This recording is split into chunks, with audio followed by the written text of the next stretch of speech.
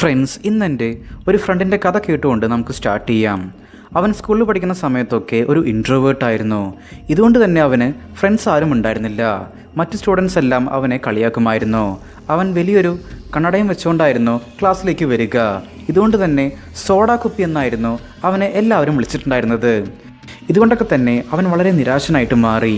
ഒരു നിമിഷം എല്ലാം അവസാനിപ്പിച്ചേക്കാമെന്ന് അവന് തോന്നി. പക്ഷേ അവൻ അങ്ങനെ ചെയ്തില്ല. അതിന് പകരം എല്ലാവരുടെ മുമ്പിലും തല ഉയർത്തി തന്നെ നടക്കണമെന്ന് അവൻ തീരുമാനിച്ചു. ആൻഡ് അപ്പോഴാണ് അവൻ ഡാർക്ക് സൈക്കോളജിയെക്കുറിച്ച് അറിഞ്ഞത്. അപ്പോൾ അവന് മനസ്സിലാക്കാൻ സാധിച്ചു അവന് അവരെയൊക്കെ ജയിക്കാൻ സാധിച്ചില്ലെങ്കിലും അവരെ നശിപ്പിക്കാൻ സാധിക്കുമെന്ന്. സോ അന്ന് മുതൽ അവൻ ഡാർക്ക് സൈക്കോളജി അപ്ലൈ ചെയ്യാൻ തുടങ്ങി. ആൻഡ് പതിയെ അവനെ കണ്ട് എല്ലാവരും ഭയപ്പെടാൻ തുടങ്ങി. അവനെ കളിയാക്കിയവർ പോലും അവനെ കണ്ട് ബഹുമാനിക്കാൻ തുടങ്ങി. സോ നിങ്ങളും ഒരു ഇൻട്രോവേർട്ട് ആണെങ്കിൽ നിങ്ങൾക്കും ഈ ഒരു സൈക്കോളജിക്കൽ ട്രിക്സ് ഒരുപാട് ഹെൽപ്ഫുൾ ആയിരിക്കും. So let's begin. Number 1, conquer your mind. മറ്റുള്ളവരെ കൺട്രോൾ ചെയ്യുന്നത് വളരെ ഈസിയാണ്. ഒന്നും ചെയ്യാതെ തന്നെ നമുക്ക് അവരുടെ മനസ്സിനെ ഹൈജാക്ക് ചെയ്യാൻ സാധിക്കും. എന്നാൽ ബുദ്ധിമുട്ട് എന്താണെന്നാൽ സ്വയം നമ്മളുടെ മനസ്സിനെ കൺട്രോൾ ചെയ്യുന്നതാണ്. നിങ്ങൾ ഓരോ ദിവസവും രാവിലെ എണീക്കുമ്പോൾ വളരെ മോട്ടിവേറ്റഡ് ആയിരിക്കും. ഇന്ന് നല്ലൊരു ദിവസമായിരിക്കുമെന്ന് നിങ്ങൾ വിചാരിക്കും. എന്നാൽ പിന്നീട് നിങ്ങൾ ഡിസ്ട്രാക്ഷൻസിൽപ്പെട്ട് നിങ്ങളുടെ ഇൻസ്റ്റൻറ്റ് ഡിസൈർസിനെ സാറ്റിസ്ഫൈ ചെയ്ത് നിങ്ങളുടെ ബ്രെയിനിലെ ഡോപ്പമിനെ സ്റ്റിമുലേറ്റ് ചെയ്തുകൊണ്ടേയിരിക്കും. ഫ്രണ്ട്സ്, എനിക്കറിയാം നിങ്ങൾ ആഗ്രഹിക്കുന്നുണ്ട് എനിക്കും നല്ലൊരു ലൈഫ് വേണം, ഞാൻ ഡിസിപ്ലിൻഡ് ആയിട്ട് മാറണമെന്ന്. എന്നാൽ നിങ്ങൾ ഫോക്കസ് ചെയ്യേണ്ട സമയത്ത് സ്ക്രോൾ ചെയ്തിരിക്കുന്നു, ചിന്തിക്കാതെ എടുത്തു ചാടി തീരുമാനങ്ങൾ എടുക്കുന്നു, ദേഷ്യപ്പെടുന്നു, ആകെ കൺഫ്യൂസ്ഡ് ആകുന്നു. നിങ്ങൾ പ്ലാൻ ചെയ്ത പോലെ ഒന്നും ചെയ്യുന്നുണ്ടായിരിക്കില്ല. ഇതിൽ തന്നെ വളരെ വേസ്റ്റ് ആയിട്ടുള്ളൊരു കാര്യം എന്താണെന്നാൽ നിങ്ങളുടെ മനസ്സ് എന്തൊക്കെയാണോ തെറ്റാണെന്ന് പറയുന്നത് അതേ കാര്യങ്ങളായിരിക്കും നിങ്ങൾ റിപ്പീറ്റായിട്ട് ചെയ്യുന്നുണ്ടായിരിക്കുക. അതായത് നിങ്ങളുടെ ലൈഫിൽ നിങ്ങൾക്ക് ഒന്നിനെയും കൺട്രോൾ ചെയ്യാൻ സാധിക്കുന്നുണ്ടായിരിക്കില്ല. എല്ലാം നിങ്ങളെ ആയിരിക്കും കൺട്രോൾ ചെയ്യുന്നത്. സോ നിങ്ങൾക്ക് മറ്റുള്ളവരെ കൺട്രോൾ ചെയ്യാൻ സാധിക്കണമെങ്കിൽ അപ്പോൾ ആദ്യം നിങ്ങൾ നിങ്ങളെ കൺട്രോൾ ചെയ്യണം. ഒന്ന് ചിന്തിച്ച് നോക്കൂ, നിങ്ങൾ എപ്പോഴാണ് അവസാനമായിട്ട് എടുത്തു ചാടാതെ നന്നായി ചിന്തിച്ച് ഒരു തീരുമാനം എടുത്തത് എന്ന്. മേ ബി നിങ്ങൾക്കതിന് സാധിച്ചിട്ടുണ്ടായിരിക്കില്ല. സോ ഇനി മുതൽ നിങ്ങൾ നിങ്ങളെ കൺട്രോൾ ചെയ്യണം.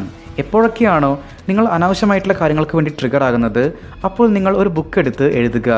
നിങ്ങൾ എന്തിനു വേണ്ടിയാണ് ട്രിഗർ ആകുന്നത്, എന്താണ് നിങ്ങളെ അതിലേക്ക് നയിച്ചത് എന്ന്. ഇതിലൂടെ നിങ്ങളുടെ 50% പ്രോബ്ലംസും ഇല്ലാതാകും. സോ നെക്സ്റ്റ് ടൈം നിങ്ങളൊരു ഡിസിഷൻ എടുക്കുമ്പോൾ ഒരു കോയിന് എപ്പോഴും 2 സൈഡ് ഉണ്ടായിരിക്കുമെന്ന് ചിന്തിച്ച് ഡിസിഷൻ എടുക്കുക. നിങ്ങളെ ട്രിഗർ ചെയ്യുന്ന നോട്ടിഫിക്കേഷൻസൊക്കെ ഓഫ് ആക്കുക. ഇടയ്ക്കിടയ്ക്ക് നിങ്ങളെ പാർട്ടിക്ക് വിളിക്കുന്ന ഫ്രണ്ട്സിനെയൊക്കെ നിങ്ങളുടെ ലൈഫിൽ നിന്ന് കട്ട് ചെയ്യുക. ഫ്രണ്ട്സിന് നിങ്ങൾക്കും നിങ്ങളുടെ ലൈഫിലൊന്ന് ഡിസിപ്ലിൻഡ് ആയിട്ട് മാറണം, ഒരു സ്ട്രോങ് പേഴ്സണാലിറ്റി ബിൽഡ് ചെയ്യണം. ഇതൊക്കെ നിങ്ങൾ ആഗ്രഹിക്കുന്നുണ്ട്. ബട്ട് നിങ്ങളിലെ ഓവർ തിങ്കിങ്, ടെൻഷൻ, അഡിക്ഷൻസ് ഇതുകൊണ്ടൊക്കെ നിങ്ങൾ ലൈഫിൽ വളരെയധികം സ്റ്റക്കായിട്ട് നിൽക്കുകയാണെങ്കിൽ അപ്പോൾ നിങ്ങളുടെ ലൈഫിൻ്റെ ആ ഒരു ഗ്രോത്തിനായിട്ട് നിങ്ങൾക്ക് നമ്മളുടെ ലൈഫ് ട്രാൻസ്ഫോർമേഷൻ പ്രോഗ്രാമിലേക്ക് ജോയിൻ ചെയ്യാവുന്നതാണ്. നമ്മുടെ പ്രോഗ്രാമിൻ്റെ ഏറ്റവും വലിയൊരു ഹൈലൈറ്റ് എന്താണെന്നാൽ ഇവിടെ നിങ്ങളെ ഡെയിലി ഗൈഡ് ചെയ്ത് നിങ്ങളിലെ ഡിസിപ്ലിൻ, കൺസിസ്റ്റൻസി ഇതൊക്കെ ഉറപ്പുവരുത്താനായിട്ട് ഒരു പേഴ്സണൽ മെൻറ്ററുടെ സപ്പോർട്ട് ദിവസേന നിങ്ങൾക്ക് ലഭ്യമായിരിക്കും എന്നുള്ളതാണ്. അതുമാത്രമല്ല നിങ്ങളുടെ personality, character, overall life style ഇതൊക്കെ ഇമ്പ്രൂവ് ആക്കാനുള്ള ട്രെയിനിങ്ങും നമ്മൾ നിങ്ങൾക്കായിട്ട് പ്രൊവൈഡ് ചെയ്യുന്നതായിരിക്കും. സോ ലൈഫിൽ ഒരു ഗ്രോത്ത് വേണമെന്ന് നിങ്ങൾ ആഗ്രഹിക്കുന്നുണ്ടെങ്കിൽ അപ്പോൾ ഈ ഒരു നമ്പറിലേക്ക് സപ്പോർട്ട് ഒന്ന് വാട്സപ്പ് ചെയ്യുക. നമ്മൾ നിങ്ങളെ കോൺടാക്റ്റ് ചെയ്യുന്നതായിരിക്കും.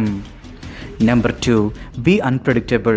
എത്ര കാലം നിങ്ങളിങ്ങനെ ഒരേ സെയിം പാറ്റേൺ ഫോളോ ചെയ്യും? ആരെങ്കിലും നിങ്ങളെ കളിയാക്കിയാൽ ഒന്നും മിണ്ടാതെ നിങ്ങൾ ഇരിക്കുന്നുണ്ടായിരിക്കും. ഇനി ആരെങ്കിലും നിങ്ങളെ ചീത്ത പറഞ്ഞാൽ അപ്പോൾ നിങ്ങൾ ദേഷ്യപ്പെടുന്നുണ്ടായിരിക്കും. ഇതുകൊണ്ടൊക്കെ തന്നെ എല്ലാവർക്കും മനസ്സിലാകും നിങ്ങളുടെ ക്യാരക്ടർ എങ്ങനെയാണ്, അടുത്തതായിട്ട് നിങ്ങൾ എന്ത് ചെയ്യുമെന്ന്. ഇങ്ങനെ നിങ്ങളും ഒരു തുറന്ന പുസ്തകമാണെങ്കിൽ അപ്പോൾ ഈ ഒരു കാര്യം മനസ്സിലാക്കുക.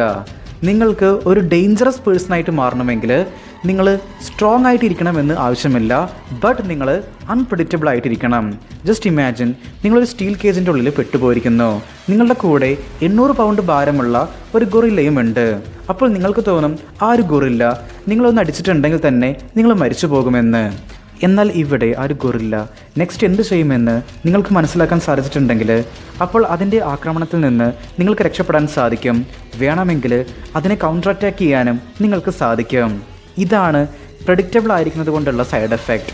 അതായത് നിങ്ങൾ എന്ത് ചെയ്യുമെന്ന് മറ്റുള്ളവർക്ക് മുന്നേ മനസ്സിലാക്കാൻ സാധിച്ചിട്ടുണ്ടെങ്കിൽ അപ്പോൾ ഫൈറ്റ് ചെയ്യുന്നതിന് മുന്നേ തന്നെ നിങ്ങൾ തോറ്റുപോകും. സോ നിങ്ങൾ പ്രഡിക്റ്റബിൾ ആയിരിക്കുന്നത് നിർത്തുക. ആരെങ്കിലും നിങ്ങളെ പബ്ലിക്കലി ചാലഞ്ച് ചെയ്തിട്ടുണ്ടെങ്കിൽ അപ്പോൾ ആ ഒരു സമയത്ത് അവരെ ഇഗ്നോർ ചെയ്യുക. അപ്പോൾ അവർ വിചാരിക്കും ഇവൻ ഭയപ്പെട്ടിരിക്കുന്നു എന്ന്. എന്നാൽ അടുത്ത ദിവസം അതേ ചാലഞ്ച് നിങ്ങൾ ആക്സെപ്റ്റ് ചെയ്യുക. അപ്പോൾ അവർ കൺഫ്യൂസ്ഡ് ആകും. ഇവൻ എന്തോ പഠിച്ചിട്ടുണ്ടെന്ന് വിചാരിച്ച് അവർ ഭയപ്പെടും. സോ അവിടെ നിങ്ങളായിരിക്കും വിജയിക്കുക. ഇനി ആരെങ്കിലും നിങ്ങളെപ്പറ്റി ജോക്ക് അടിച്ചിട്ടുണ്ടെങ്കിൽ അപ്പോൾ ആദ്യം ചിരിക്കുക, എന്നാൽ അടുത്ത ജോക്കിനെ ചിരിക്കാതിരിക്കുക. ഇതിലൂടെ അവർ ചിന്തിച്ചുകൊണ്ടേയിരിക്കും നിങ്ങൾ എന്തിനാണ് അങ്ങനെ ചെയ്തതെന്ന്.